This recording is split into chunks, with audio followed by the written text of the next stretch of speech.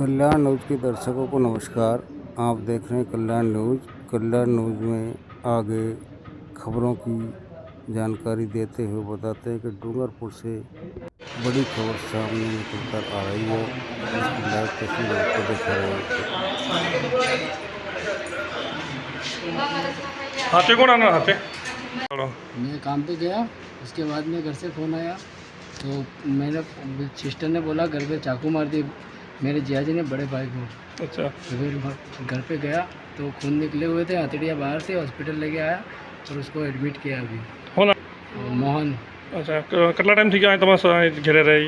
हाँ, 1 महीने पकड़ करीब हो गया होगा। તો તમે હાથે જ કામ કરતો હતો? हाँ, मेरे साथ में करता था। અરે ઘરવાળે બતાડ્યું હું હેને ઓલે માર્યું હું થયું હું કારણે?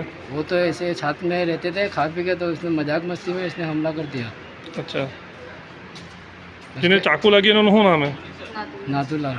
अच्छा તમારા મોટા ભાઈ લાગે? हाँ, मेरा बड़ा भाई है તમારું શું નામ है? ललित।